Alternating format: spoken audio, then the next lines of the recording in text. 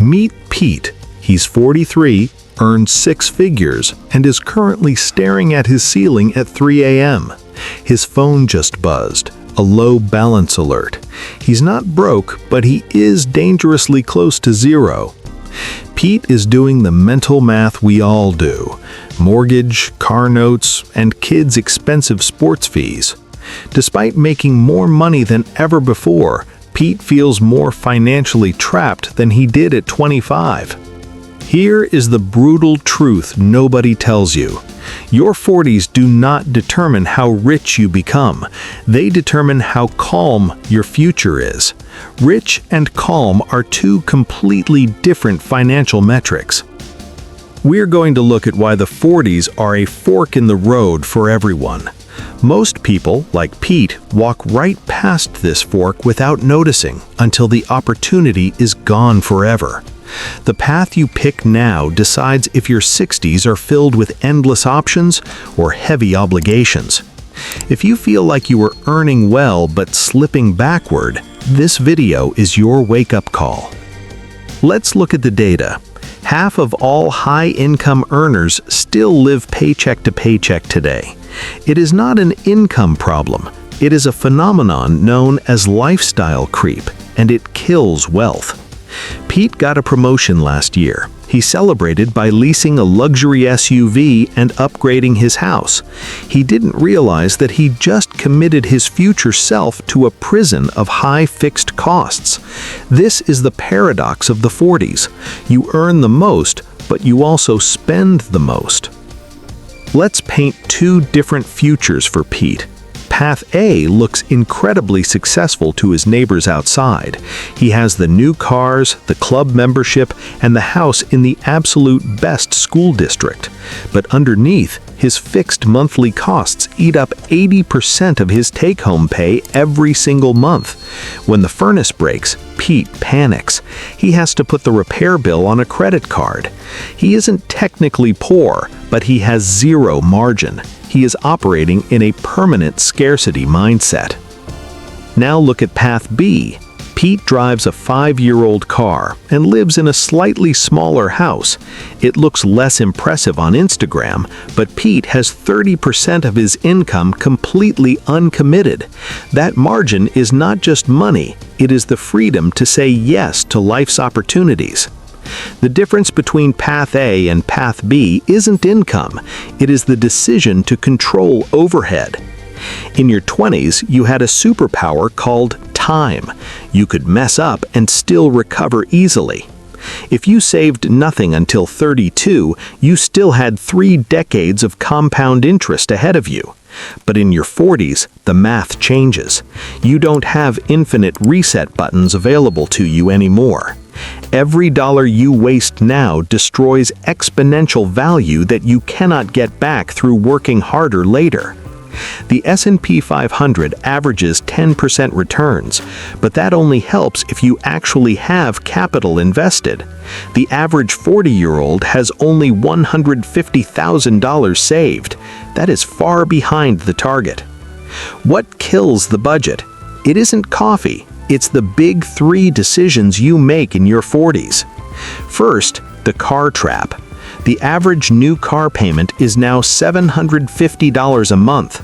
Most families have 2 cars. That is $1,500 leaving your household wealth every single month. If Pete invested that car payment instead, he would have $100,000 in cash in 10 years. Second is the housing trap. Buying the maximum house the bank approves is a financial death sentence. If your mortgage is 50% of your take-home pay, you will never build real transferable wealth. You are simply transferring your hard-earned wealth to the bank in the form of mortgage interest. The third trap is using your savings as a reward system rather than a wealth-building tool. Pete saves $10,000, feels rich, and spends it on a vacation. He resets the compounding clock. Savings are not for spending. Savings are employees that you hire to work for you forever. Let's talk about your brain. Financial stress literally lowers your IQ and ability to make good choices. Researchers call this tunneling. When you worry about money, you cannot focus on long-term career growth. If Pete has no emergency fund, a flat tire ruins his week and destroys his mental focus. But if Pete has 6 months of expenses saved, that flat tire is just a minor inconvenience. This is called walk-away money. It gives you the power to negotiate from a position of strength.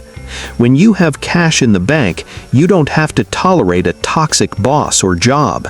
You can take calculated risks, invest in new skills, or wait for the perfect job offer. Margin creates a positive feedback loop. Confidence leads to better career moves, which leads to more money. But if you're living paycheck to paycheck, you are playing defense. You are terrified of risk. Your goal in your 40s is to shift from survival mode into growth mode as fast as possible. So, how do we fix this? We need to implement a new operating system for Pete's finances. Rule 1: know your real savings rate.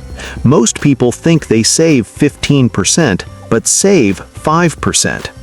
Rule 2: fight the fixed costs. Lowering your monthly overhead is more powerful than getting a raise. A dollar saved on bills is tax-free and permanent. A raise can be taxed and spent. Rule 3: the 50% rule. If you get a raise, save half of it immediately. Let your lifestyle improve a little, but let your savings rate improve twice as fast as your spending. Rule 4: automate the discipline. If you rely on willpower to save money, you will eventually fail. Move the money to investments the second it hits your account, so you never see it. Rule 5: calculate the shadow cost. That $40,000 car actually costs you $170,000. Every time you buy a liability, you are robbing your 60-year-old self of peace and freedom. Your 40s are the final frontier. You can still fix mistakes, but the window is closing fast.